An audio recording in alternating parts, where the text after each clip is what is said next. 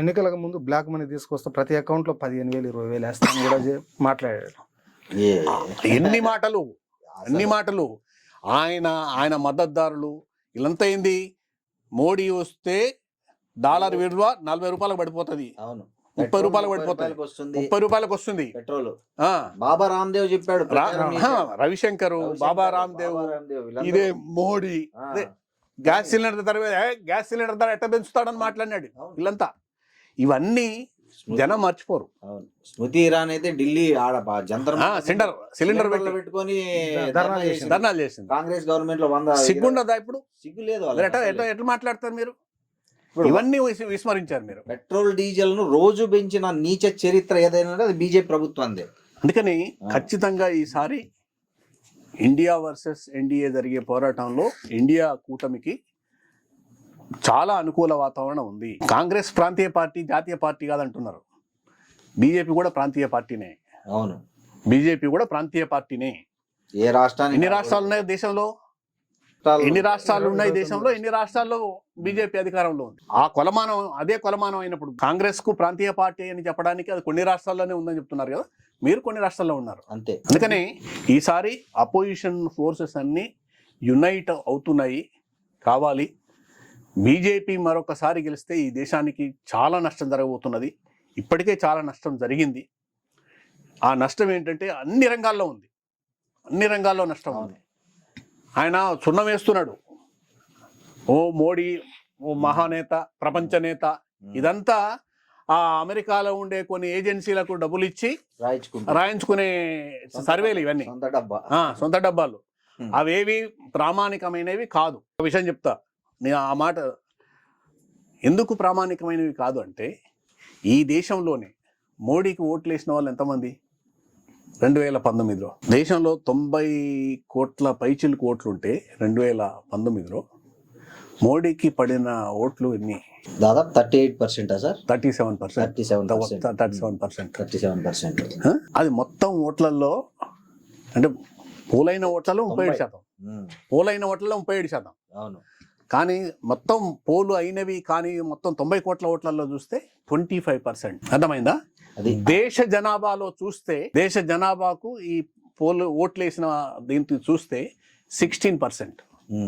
అంటే ఈ దేశంలోనే నిన్ను 16% మంది మించి ఆమోదించలే, 25% మించి ఓటర్ల మిమ్మల్ని ఆమోదించలే, 37% మంది మిమ్మల్ని ఆమోదించినారు, 67% మంది, 63% మంది వ్యతిరేకంగా ఉన్నారు. మీరు ఇంకేదో ప్రపంచ మహానాయకుడు, ప్రపంచం గుర్తించిన ఏకైక నాయకుడు, ఇదంతా ఉత్త బోగస్.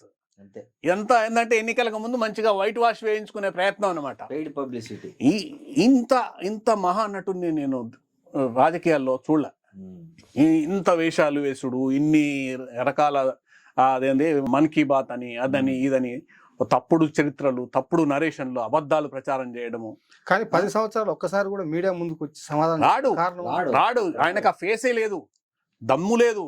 అసలు ప్రధాని అంటే డెమోక్రటిక్ స్పిరిట్ ఉన్నోడు ఎవడైనా సరే పీపుల్ ని ఫేస్ చేయడానికి సిద్ధపడతాడు. డెమోక్రటిక్ స్పిరిట్ ఉన్నాడు ఎవడైనా సరే, ప్రజాస్వామ్య పూర్తి ఉన్న ప్రతి నాయకుడు ప్రజల్ని ఫేస్ చేయడానికి సిద్ధపడతాడు. డెమోక్రటిక్ స్పిరిట్ లేనివాడు, జ్ఞానం లేనివాడు, దొల్ల మనస్తత్వం ఉన్నవాడు, కేవలం బై డిఫాల్ట్ నాయకత్వ స్థానాల్లో వచ్చిన వాళ్ళు ఉంటారు. అంతే కదా. అతను first time MP, first time prime minister. అంతే. గుజరాత్లో ఆ నరమేధంతో ఎస్టాబ్లిష్ అయినాడు.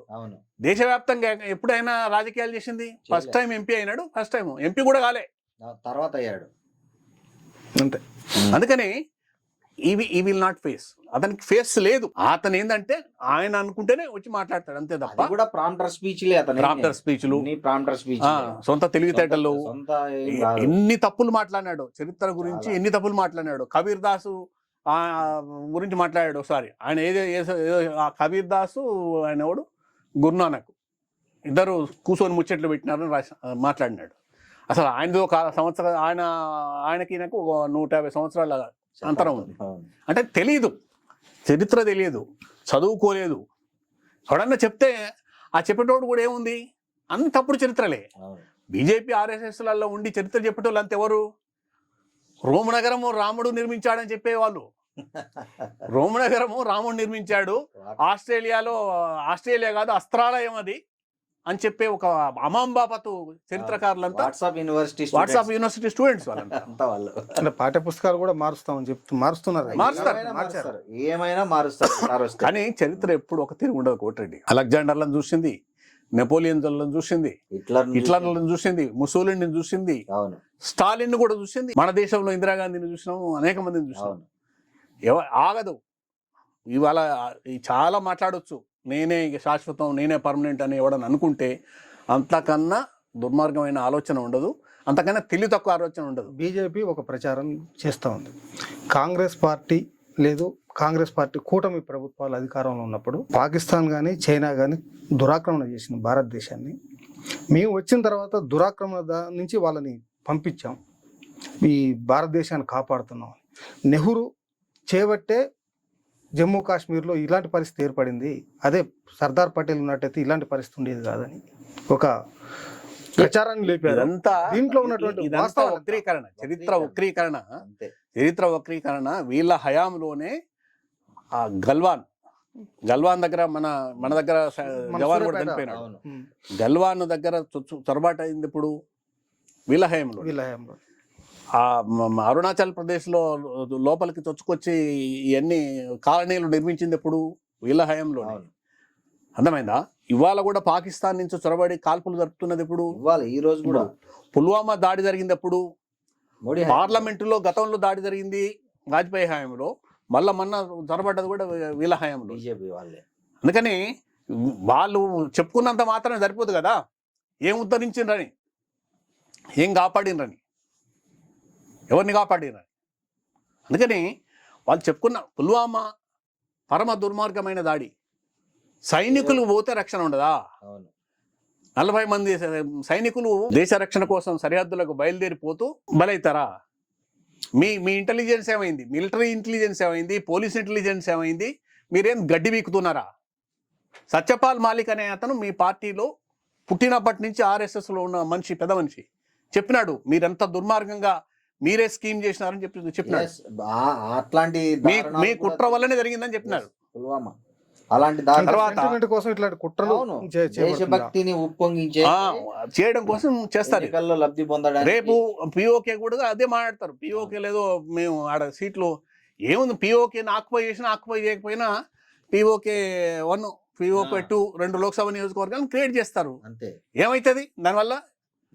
అది వచ్చి ఇక్కడ కలవదు, మనం పోయి దాంట్లో రూలింగ్ చేయము. ప్రకటించుకోవడానికి ఏముంది, సర్జికల్ స్ట్రైక్ చేసి వచ్చేసినాం, వెనక్కి వచ్చేసినాము, ఏమైంది? అందుకని ఇదంతా ఒక బోగస్ భావోద్వేగాలను రెచ్చగొట్టే ఒక. ఇప్పుడు సిద్ధంగా లేరు ప్రజలు ఈసారి అయితే మాత్రం, మాట వాస్తవమే. ఇప్పుడు ప్రజలు అయితే సిద్ధంగా లేరు. ఈసారి ఆ మతం పప్పులు ఉడకవు. 2024లో జరిగే ఈ పార్లమెంట్ ఎన్నికల్లో 2+2+4 అంటే 20-24 224 సీట్లు ఎన్డీఏ కూటమికి వస్తే గొప్ప. 224 వస్తే